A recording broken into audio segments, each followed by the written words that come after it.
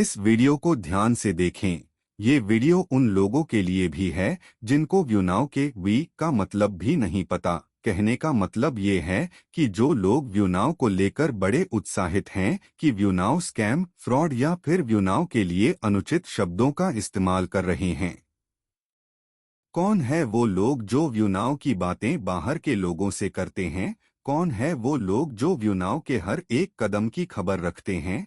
कौन है वो लोग जो व्यूनाव को अपना काम नहीं करने दे रहे?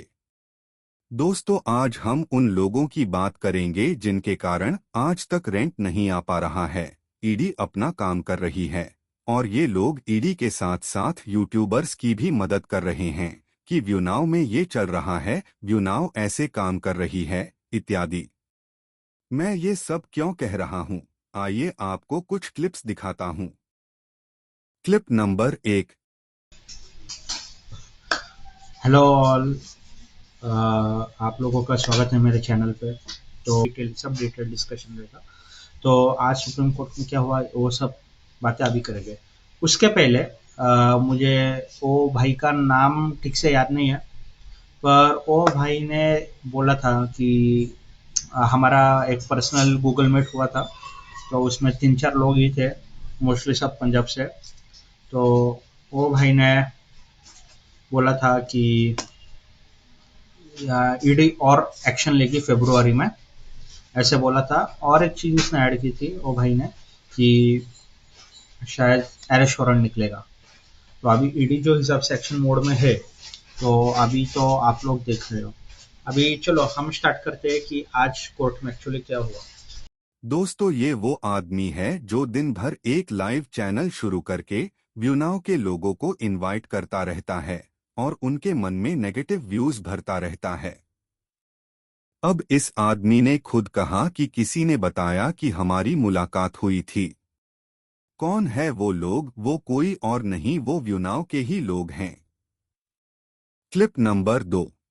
वीनाव कंपनी के निवेशकों के लिए बड़ी खुशखबरी है। जम्मू कश्मीर के वीनाव कंपनी के जो शीर्ष वरिष्ठ कोर कमेटी के सदस्य हैं श्री रमेश चौधरी जी, उन्होंने कंपनी के सीईओ श्री सुखविंदर जी से मुलाकात की और मुलाकात अब अगर इस बंदे की बात करें तो इसने पहले तो बहुत सी ऐसी वीडियो शेयर की जिसमें व्यूनाव को पूरा इसने बदनाम किया है। अब इसे पता चल गया कि व्यूनाव एकदम सही है और व्यूनाव स्कैम या फ्रॉड नहीं है, तो इसने ये वीडियो बना डाली। अब इस वीडियो में जो मीटिंग हुई है सारी की सारी कॉपी पेस्ट कर दी। अब इसको कहाँ से पुष्टि मिली, जबकि इन लोगों का व्यूनाव से दूर दूर का नाता नहीं है। जब इससे बात की तो कहता है कि लोगों में बहुत ज्यादा नेगेटिविटी आ रही थी, इसलिए ये वीडियो डाली है। भाई, अगर इतनी चिंता है तो पहले से सोचना था कि लोगों को व्यूनाव के प्रति पॉजिटिव वीडियो बनाकर अपडेट करूं। Clip number 3। Sorry. Good evening दोस्तों, मैं आर रॉकी चंडीगढ़ से। और थोड़ा मुझे दिन में बुखार हो गया था, तो मैं मेडिसिन वगैरह लेके रेस्ट कर रहा था। तो रिपोर्ट्स मैंने थोड़ी सी ले ली थी और ऊपर की लॉबी से, और अब कुछ चीज़ें अपडेट हैं, तो वो मैं आपको दे नहीं पाया थोड़ा टाइमली, क्योंकि नहीं तबीयत ठीक थी। तो मोस्टली अब इस फौजी चैनल वाले ने तो रॉकी सर की पूरी ऑडियो ही अपलोड कर दी। कहने का मतलब है कि देख लो दुनिया वालों, व्यूनाव में ये सब चल रहा है। Clip number 4। चलें, बट एकदम टू द पॉइंट बात करते हैं। कोको जी आ गए। कोको जी कैसे हो? कोको सर का वीडियो एकदम परफेक्ट रहता है, एकदम टू द पॉइंट बात करते हैं। मैं इनका जो शॉर्ट्स में आता है मैं रेगुलर देखता हूँ। बहुत मतलब ये भी इन्वेस्टर है, but he is very positive. Neutral actually opinion रखते हैं, न्यूट्रल ओपिनियन होती है इनकी। बिल्कुल सर। हाँ, और ऐसे बंदों से बात करने में मजा भी आता है कि सही व्यूज देते हैं, वो बात रखते हैं अपनी ओपिनियंस। कोको जी क्या कहना चाहेंगे आज? आज तो फिर से जो लाइव हुआ था सीईओ का, वही सब बातें हुई। कुछ नया तो मुझे ना, सर्वर की कोई बात हुई ना कुछ। मतलब सर्वर तो हमें पता ही अब है, कुछ नहीं है, बट इंसान बात करता है कि कोई फैक्ट रखे कि अब यहाँ एक हमारे व्यूनाव के कोको जी हैं जो इनके साथ जुड़े हुए हैं। कोको जी को ये नहीं पता कि ये जो लोग हैं आपके मजे ले रहे हैं। कोको जी यूटर्न ओपिनियन रखते हैं। अब बताओ कौन बता रहा है इन लोगों को व्यूनाव की बातें। अब आप लोगों ने देख ही लिया होगा कि कैसे लोग अपने घर की बातें बाहर करते हैं। आपको एक क्लिप और दिखाता हूं जिसे आपको सकारात्मकता मिलेगी कि व्यूनाव गलत नहीं है, कोई घोटाला नहीं है, कोई धोखाधड़ी नहीं है। आपने ये भी पूछा कि कोर्ट में क्या हो रहा है, कोर्ट का अपडेट दीजिए। तो आज कोर्ट में क्या हो रहा है, अब तक क्या हुआ है, इस कानून में क्या खामियां हैं और अधिकार के लिए और क्या स्टेप्स उठाए जा सकते हैं, इन्हीं सब बातों को लेकर मैं पुनः आपके बीच में बर्ड्स नाउ केस को लेकर हाजिर हूं। जी हां, doctor Ajay Kumar Pandey, advocate, Supreme Court of India. देखिए जनाब, मैं अपना कार्यक्रम शुरू करूं, विषय पे आऊं, उसके पहले मैं बता दूं, ऐसे सारे केस भूत में भी हुए, भविष्य में भी होंगे, लेकिन मेरी जानकारी में यह एक पहला केस है जहां पर अब तक कोई भी इन्वेस्टर व्यू नाउ पे उंगली नहीं उठा रहा। यह पहला केस है जहां पर इन्वेस्टर्स व्यू नाउ के प्रमोटर के साथ है।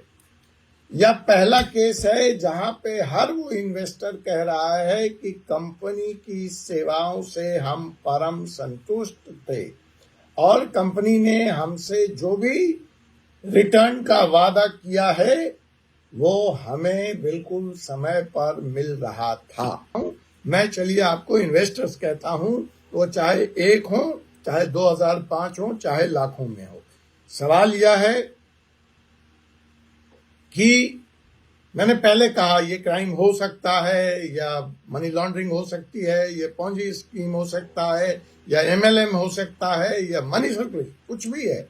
मेरा कंसर्न उससे नहीं है। मेरा कंसर्न सिर्फ और सिर्फ आपके पैसे से है, इन्वेस्टर्स के पैसे से है कि उसको कैसे राहत मिले, उसको कैसे मरहम लगे, उसको कैसे जस्टिस मिले। तो जनाब, यह जो कार्रवाई ईडी ने करी है वह धन शोधन निवारण अधिनियम PMLA एक्ट के तहत करी है और बैंक खातों को फ्रीज कर दिया है। अब बैंक खातों को अनफ्रीज कराने के लिए company Punjab and Haryana high court गई, जहां से उसको रिलीफ नहीं मिली। और इधर जैसा कि जानकारी मिली है और मिल रही है कि नोएडा के अलावा पंजाब और कई राज्यों में भी FIRs और शिकायतें कंपनी के खिलाफ दर्ज हो गई। लेकिन देखिए, कोई भी इन्वेस्टर सामने नहीं आया है, किसी भी इन्वेस्टर ने शिकायत नहीं दी है। यह ईडी ही है जो यह आशंका व्यक्त कर रही है कि जनाब इनका मॉडल सही नहीं है, इनका डिपॉजिट सही नहीं है और एक दिन अगर इनको नए डिपॉजिट्स नहीं मिले तो ये मॉडल फड़बड़ा कर टूट जाएगा और लोगों के साथ बड़ा धोखा हो जाएगा। तो आशंका के आधार पर फिलहाल यह कार्रवाई की गई है या ऐसा की गई दिखती है, जितनी मेरी समझ है। और जैसा कि मैंने आपको बताया कि फिलहाल संपत्ति कंपनी की जब्त है। अब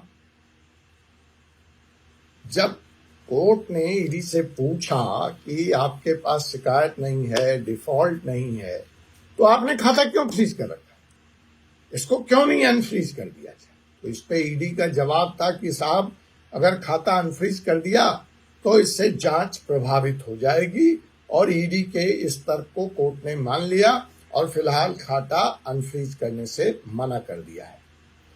तो मैं बार बार कह रहा हूं कि I am concern with depositors getting relief.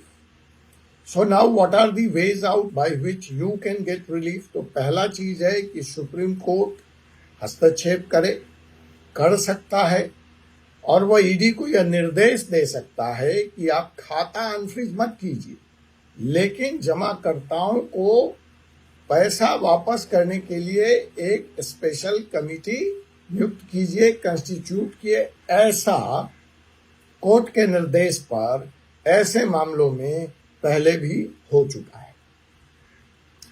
Court यह भी कर सकता है कि वह एक फॉर्मूला तय कर दे जिसके तहत जो स्मॉल डिपॉजिटर्स हैं, जो छोटे जमा करता है, उनको उनका पैसा वापस दे दिया जाए। तीसरा, अगर इन सब पैसों से जो बैंक में है, अगर डिपॉजिटर्स की राशि पूरी तरह से नहीं चुकाई जा सकती है, तो कोर्ट ईडी से यह कह सकता है कि आपने जो संपत्ति, जो लग्जरी गाड़ियां फ्रीज कर रखी हैं, सीज कर रखी हैं, उनकी नीलामी कर दो और उससे डिपॉजिटर्स का पैसा वापस कर दो। जो दूसरा विकल्प है कि ईडी को क्या अधिकार है फंड फ्रीज करने का, बिल्कुल है, वो कर सकती है, उसने कर दिया। लेकिन उसी लॉ में यह भी प्रोविजन है कि ईडी चाहे तो यह पैसा अनफ्रीज कर सकती है, रिलीज कर सकती है। उसके लिए पहली शर्त क्या होगी कि अगर कोर्ट यह स्टैंड ले ले, कोर्ट यह मान ले कि फंड को अनफ्रीज करने से जांच प्रभावित नहीं होगी, तो ईडी यह पैसा वापस कर सकती है। अगर कोर्ट में सुनवाई के दरमियान यह भी प्रूव कर दिया जाए कि जमाकर्ताओं का पैसा किसी भी गैर कानूनी गतिविधियों से नहीं जुड़ा हुआ है, तो भी उन्हें राहत दी जा सकती है, मिल सकती है। पांडे जी की बातों पर ध्यान दे कि आपका पैसा कहीं भी फंसा हुआ नहीं है, सही हाथों में है, आपको आपका पैसा मिलेगा। पहले दिखाए गए क्लिप्स में ऐसे लोगों के संपर्क में ना रहे। आप सब लोगों ने आज तक व्यूनाव का बहुत साथ दिया है, इसके लिए मैं और व्यूनाव के सभी पार्टनर आपका दिल से धन्यवाद करते हैं। आप सभी से अनुरोध है कि ऐसे लोगों से सावधान रहें। आजकल कॉल करने पर सबसे पहले कहा जाता है कि अनजान लोगों से सावधान रहें। कुछ ही दिनों में खुशखबरी भी आ जाएगी। Thank you.